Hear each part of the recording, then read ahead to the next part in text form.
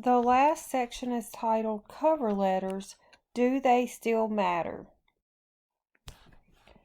A cover letter or a letter of application is used to introduce a resume, highlight the candidate's strengths in terms of benefits to the employer, and gain an interview.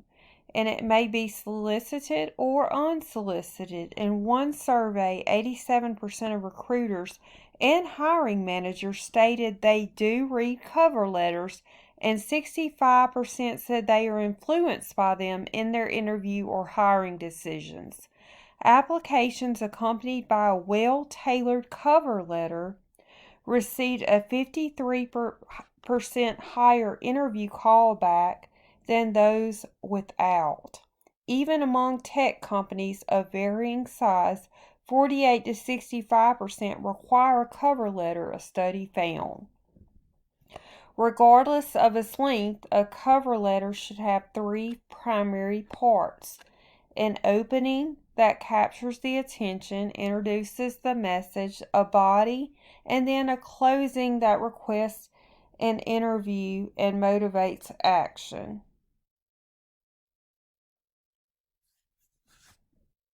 It will be more appealing if you address the reader by name. Try to identify the name of the appropriate individual on LinkedIn or by studying the company's website.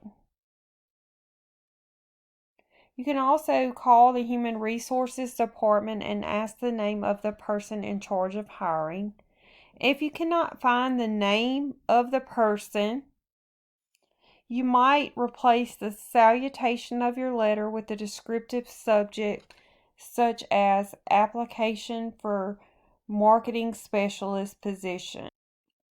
So when you're applying for a job that's been announced, consider one of the following techniques to open your cover letter. You can refer to the name of an employee in the company, refer to the source of your information precisely, or refer to the job title and describe how your qualifications fit the requirements. Model Document 13.7 in your book provides a cover letter with a sample opening for a solicited position.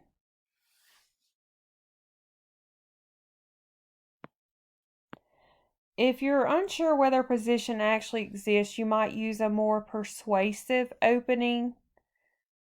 And Model Document 13.8 provides a cover letter with a sample opening for an unsolicited position. And I will provide a link to these model documents on the presentation page. So I'm going to open these up and show you. So here is a solicited cover letter. So you see a personally designed letterhead at the top, and it addresses the proper person by name and title. It identifies job and exact page where the ad appeared, and then it relates writer's experience to the job requirements, discusses schooling, discusses experience, asks for interview in the closing, and repeats main qualifications. And it refers the reader to the resume. So this is very important that your cover letter include this information.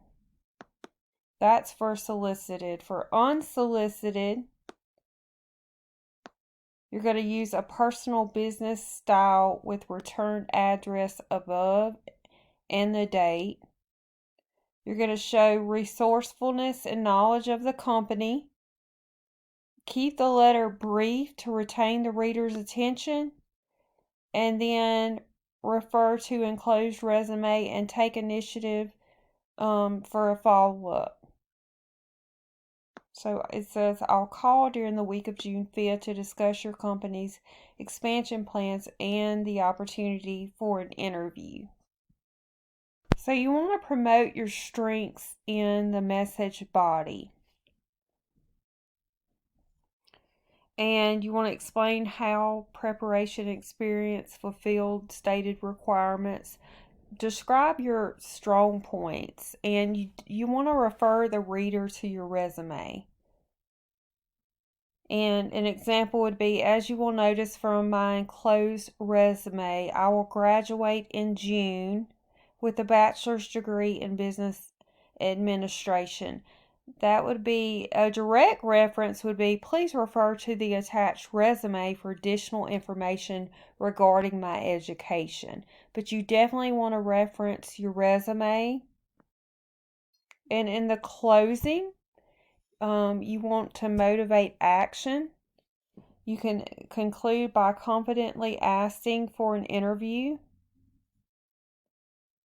Don't ask for the job. Suggest reader benefits or review your stronger points. And in an example in the book, an improved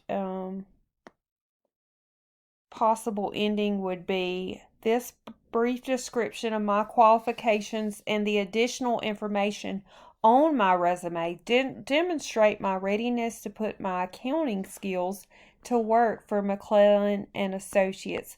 Please call me at, and give your number, before 10 a.m. or after 3 p.m. to arrange an interview. So how do you submit your resume is going to depend on your employer's instructions, and which would usually include one of these, which we've discussed. It could be an attached resume.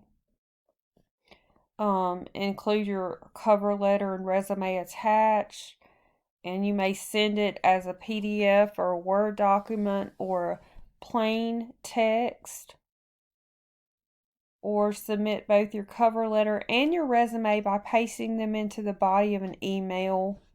It's really going to depend on what the employer's instructions are. So just make sure that you follow the employer's instructions. And then the final tip for successful cover letters: reduce I domination. So instead of I took classes, you would say classes in business communication and computer applications prepared me to.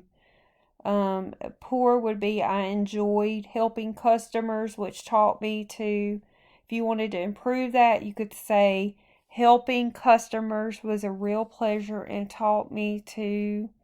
So you don't want to use I. You want to take I out. You want to focus on the you view and strive for a comfortable style. And so your textbook provides some examples of poor statements and then improved statements. And remember, cover letters must look professional and suggest quality. Use a traditional letter style such as block format. Print it on the same quality paper as your resume. And you can look for textured business paper. Probably could look on Amazon and order some nice textured resume paper. And then you want to proofread it several times yourself, then have a friend read it for context and mechanics. And a lot of career centers will help you with your resume and help proofread it as well.